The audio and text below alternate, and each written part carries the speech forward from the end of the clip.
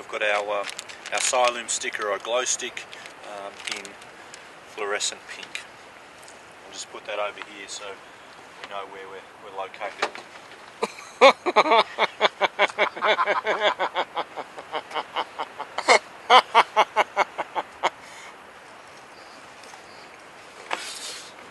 And starlight.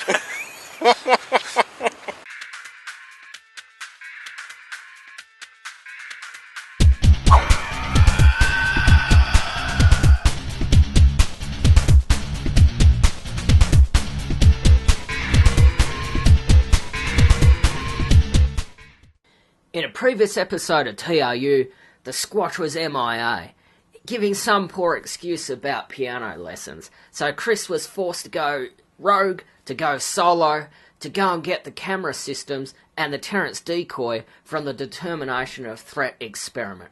Later on in the day, he did catch up with the boys and they analysed the results. Whilst they were inconclusive, it was interesting that the Raven was seemingly very nervous in the area where the decoy was employed. And in this episode, we're pushing the limits. We're pushing the envelope by using sound blasting techniques to see if we can record potential thylacine vocalisations.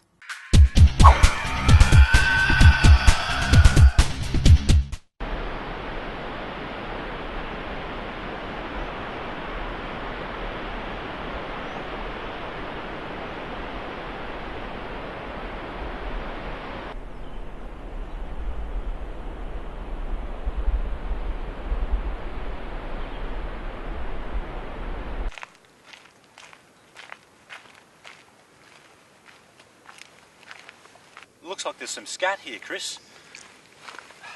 What is it? I think it might be Bennett's wallaby or...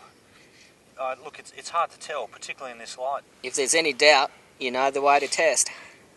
But that's the Squatch's job. But he's at piano lessons and I'm the boss, so that just leaves you. Okay, if you say so. You sure it's safe to do this? It's only herbivore. What's the worst that could happen? I suppose. You're the zoologist after all. Yep, down the hatch. Oh, jeez. Yeah, Bennett's wallaby. That's bloody awful.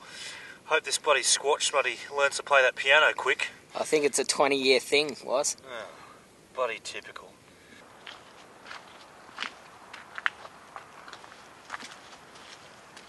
We've come to a new location in central Tasmania. Tonight we're going to try a new experiment, sound blasting.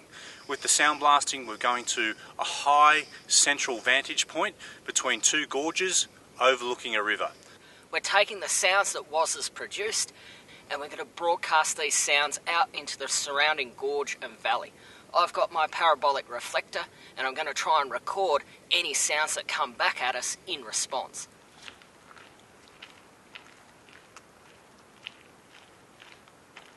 Trying to open this glow stick or Thylacine stick. These are fairly important for us so that we actually can navigate our way out of these areas and also create a ready reference point for an investigation. We've picked this particular colour for a reason. It's Bill's favourite colour, and because he's at his piano lesson tonight, we've decided to use it. You do realise it is on IR. And you can't see it. It's a lovely shade of green. White. Yeah. So I've just finished setting up the sound blasting part of the experiment. Got the sounds saved to my phone and I'm using the phone to play the MP3s. It goes out of the phone through a 3.5mm cable into a headphone amplifier that does exactly that. It really boosts up the sound. And then from there it goes out of it into the dock, and we're using the dock to broadcast those sounds out of this extraordinary location. The next thing I've set up is my parabolic. Got some over-the-head earphones, a Zoom digital recorder, and I've set that on the highest possible quality, and then I've got the parabolic mic that's plugged into the Zoom, and I'm going to try and use this to capture any sounds that might bounce back at us. For the experiment tonight, we're taking things to a whole new level. What we've done is we've taken the alleged sounds that thylacines make in terms of the yip and yap sounds, as reported by old timers. We've taken some dog sounds, particular fox terrier sounds, donated by Tina, our favourite Canadian, and we've changed the pitch and the speed to match what those old timers said. And we're now going to pump it out through the gorge to see whether we get a reaction.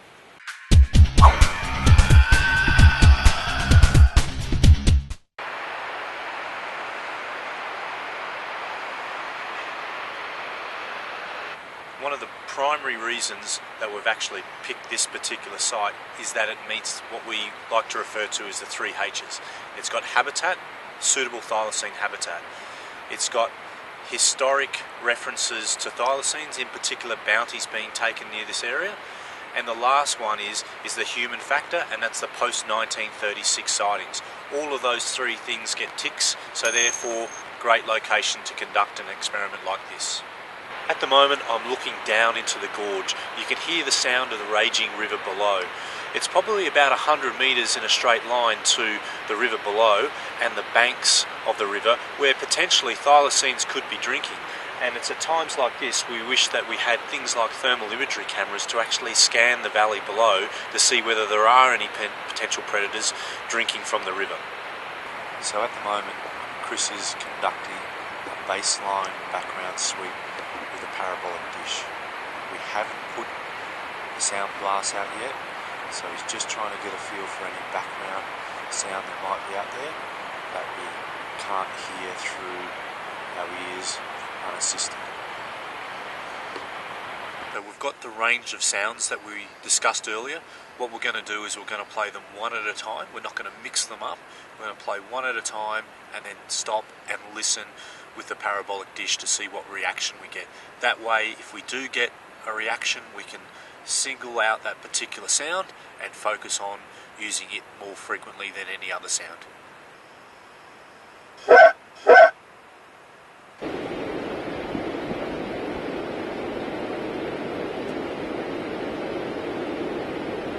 So we've just tried the first sound, done the first sweep of the gorge. We're about to move on to the second sound, another sound based on one of the Tina sounds. So here we go.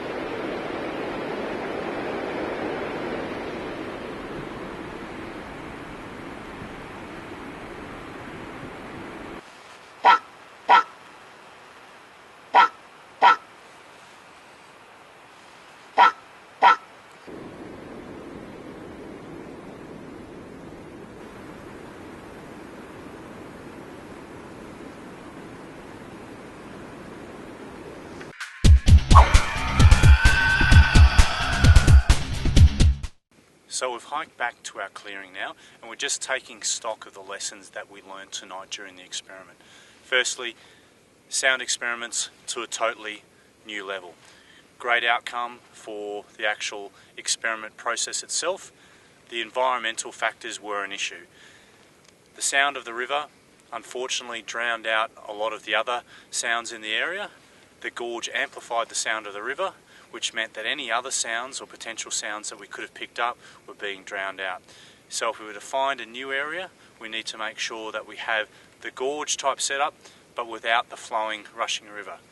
The sound being produced by our dock wasn't loud enough. We need to find a way of getting it louder still so it echoes through the valley. Awesome experiment. All I can see for the future is maybe we don't need an actual gorge, maybe some rolling sort of hills, a cool clear night like tonight, so that we can get the sound to radiate out a fair distance. And as was said, we just need more grunt. We need amplification. that could get that sound out. My only concern is that if we do amplify it to such a degree, is it going to sound like Tyrannosaurus Rex at close proximity? To anything local, it could be way too loud, and therefore sort of we defeat the purpose of being able to sort of record the bounce back. But they're things to think about for the future.